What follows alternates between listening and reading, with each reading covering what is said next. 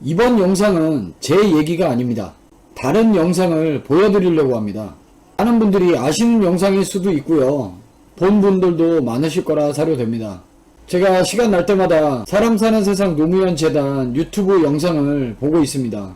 옛날에 올려진 영상들은 못 봤었거든요. 그래서 예전 영상들부터 다시 역주행해서 보고 있는데요. 어제 새벽에 스트리밍 종료하고 영상을 보다 보니까 눈에 띄는 영상이 하나 있었습니다. 이 영상이 토크 콘서트인데요. 시간이 좀 많이 긴 영상인데요. 1부도 있고 중간에 또 노래하는 시간도 있고 또 2부도 또 나눠져 있고 이렇게 길게 2시간이 넘는 영상이다 보니까 2부에 진행된 토크 콘서트는 못 보고 좀 놓치신 분들이 좀 있지 않을까 싶더라고요.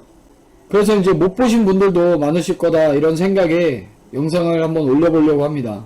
그리고 이제 워낙에 양이 방대하다 보니까 제가 그 중에 중요하다 생각되는 부분만 좀 발췌를 해서 일부분 영상만 좀 따왔습니다.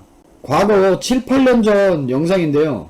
지금 문재인 대통령님이 노무현 재단 이사장으로 계셨던 시절입니다. 조국 장관도 그냥 조국 교수님이었던 시절입니다. 지금의 검찰 개혁에 대해서 얘기하는 그런 토크 콘서트였습니다.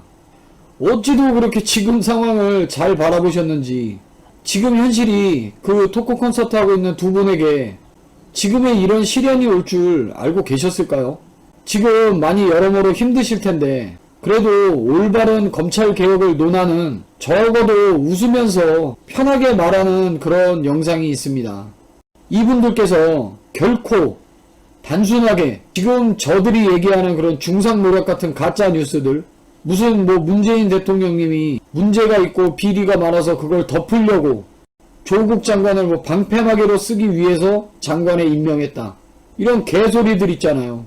성지준이가 얘기했었죠, 이전에 영상에서. 그런 개소리를, 말도 안 되는 소리인 거를 인증해주는 영상입니다. 과거 8년 전 영상입니다. 그때 권력도 없고 지금 같은 상황이 아니었을 때입니다. 근데 지금과 똑같은 목소리, 똑같은 말을 내고 있습니다. 예전부터 한결같은 모습으로 똑같은 소리를 해오고 계시는 겁니다. 근데 무슨 조국 장관을 방패막이로 쓰려고 법무장관에 앉힌 거다, 이런 개소리가 나오는지 모르겠어요. 이 영상이 오래된 영상이다 보니까 볼륨에 좀 지장이 있을 수도 있습니다. 소리가 좀 작을 수도 있으니까요. 해당 부분만 볼륨을 좀 크게 하시고 들으시면 좋을 것 같습니다. 자, 함께 보실게요. 이제 그렇게 칼을 휘두르는 검사들은 여기 계신 분들이 대부분 이제 법률가 집단이기 때문에 주위 친구들이 검사가 많습니다. 저도 많습니다. 검사들은 자기 스스로를 칼검자, 칼 쓰는 사람, 검사라고 자부합니다. 근데 문제는 칼을 쓴 사람이 그 칼의 방향, 속도, 강도를 잘못 조절하면 엄한 사람을 죽이죠. 가끔 칼을 잘못 쓰는 검사는 그 칼을 뺏어야 됩니다. 방금 그 칼을 막 쓰는 거죠. 검사가 자기의 손에 칼을 독점하고 있거든요.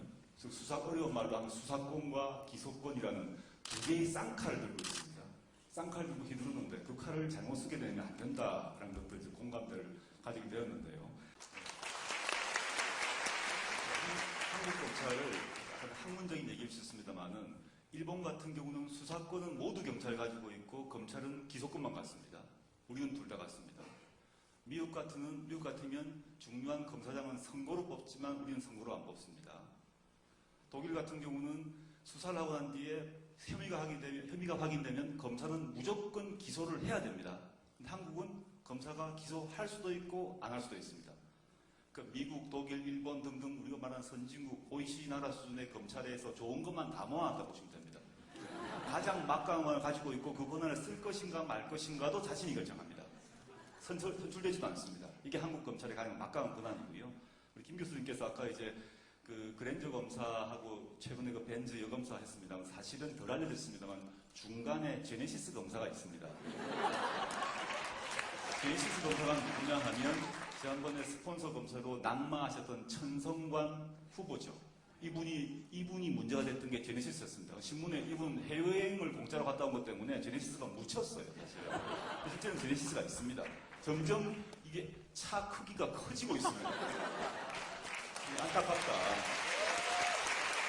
막강한 전 세계에 유례없는 막강한 권한을 가지고 있으면서 그걸 견제할 수 있는 장치가 없으니까 시민들은 그 사람한테 스폰서를 쓰고 로비를 하는 거죠. 그리고 그랜저에서 제네시스에서 벤츠까지 올라가는 상황이다. 이게 지금 우리 검찰의 모습이다. 권한은 막강하고 통제는 없는 이게 우리의 모습, 검찰의 모습이 아닌가 생각을 하는데요. 이제 이게 우리 검찰에 대해서 지금 앞에 일부에서 여러 이제 나왔습니다만은 오늘 원래 취지는 이 책이거든요. 책과 관련해서 보게 되면 이런 얘기를 하나 이제 문 이사님한테 여쭤보고 싶은 게 한국 검찰을 검찰도 공무원입니다. 근데 검찰 인사권은 법무부 장관이 갖는 거거든요. 법무부 장관은 대통령이 또 임명하시게 되어 있습니다. 그랬을 때 참여정부에서 실제 인사권을 가지고 있었는데 이게 왜 잘 안 됐는지, 그 다음에 왜 앞으로는 어떻게 했으면 좋겠는지 한번 생각을 한번 얘기해 주시면 좋겠습니다. 실제로 아까 정치 권력하고 검찰이 서로 이제 유착하는 그 수단이 결국 검사에 대한 인사를 통해서 이루어지는 것이거든요. 아까 일부에서 나왔던 분들 전부 이제 무죄 받지 않았습니까? 그러면 그게 아주 무리한 수사, 또 무리한 기소, 그게 또 정치적 목적의 표적 수사, 표적 기소였다는 게 드러난 셈이죠. 어쨌든 검사가 수사해서 기소했는데 무죄가 되면 그러면 문책 받아야 당연한 거잖아요. 문책 받습니까? 안 받거든요. 오히려 그런 무리한 수사, 그다음 무리한 기소에 대해서 별거하고 상관없이 그 검사들은 맞으면 인사를 통해서 보상을 받죠. 그런 걸 통해서 검찰 내부에서 맞으면 이제 그런 권력에 잘 보이기 위해서 이렇게 줄서기 그런 이제 풍토가 생기게 되죠. 그래서 이런 정치 줄서기 인사 이에 대한 이제 청산 그게 이제 반드시 필요하고요. 그 다음에 이제 특히 이 정부에서 이루어진 이런 여러 가지 무리한 표적 수사, 표적 기소에 대해서 그런 수사와 기소가 이루어진 그 배경이나 이유가 무엇인지, 어떤 정치 권력의 개입이나 작용이 있었던 것인지, 뭐 이런 것에 대해서 제대로 규명하고 또 청산하고 책임을 묻고 그런 과정이 반드시 필요하다고 생각합니다. 이 참여정부 때 그런 인사를 제대로 못했던 것은 우리 참여정부가 그에 대한 인식이 좀 부족했던 면도 있을 수 있겠지만, 그때는 이 정권 교체가 아니고 앞에 국민의 정부로부터 맞으면 이렇게 정권이 개성되는 그런 상황이었거든요. 그러니까 앞에 정부에 있었던 여러 가지 이제 이 정치 검찰의 형태에 대해서 참여정부가 그런 인사를 통해서 청산하고 그 부분을 계획하고 또 이렇게 바로잡고 하는 것이 한계가 있을 수밖에 없었습니다. 이번에 이제 앞으로 민주개혁정부가 들어선다면 이제는 정말 명실상부하게 정권 교체이기 때문에 확실한 청산과 문책 있었는 것 봅니다. 중요하거든요. 법무부 장관이 특히 중요한데, 제가 전해들은 얘기는 국무회의에서 장관들끼리 농담을 한답니다. 근데 법무부 장관들 각 부처마다 장관 밑에 차관이 하나씩 있지 않습니까? 근데 법무부 장관께서는 무슨 장관 무슨 적이야, 내 밑에는 지금 내 밑에 장관이 있어야 된다는 거죠. 왜냐? 검찰총장이 장관급입니다. 법무부 장관 밑에 검찰총장이 있습니다. 장관이 있습니다. 그 다음에 검찰 조직에는 차관급 검사장이 54명이 있습니다. 차관이 50몇 명이 있습니다. 그러니까 엄청난 권한을 갖고 있는 거죠. 즉 법무부 장관의 권한 자체가 얼만큼 큰가를 당장 조직 구도로 보여줍니다. 다른 부처에는 장관 하나, 차관 하나 있어요. 이만큼 중요한 법무부 장관 자리를 누가 임명하느냐? 대통령이 임명합니다. 저는 문재인의 운명이 뭔지는 모르겠습니다. 앞으로 어떻게 되실지 문재인 이사장님 스스로도 모르실 것 같습니다.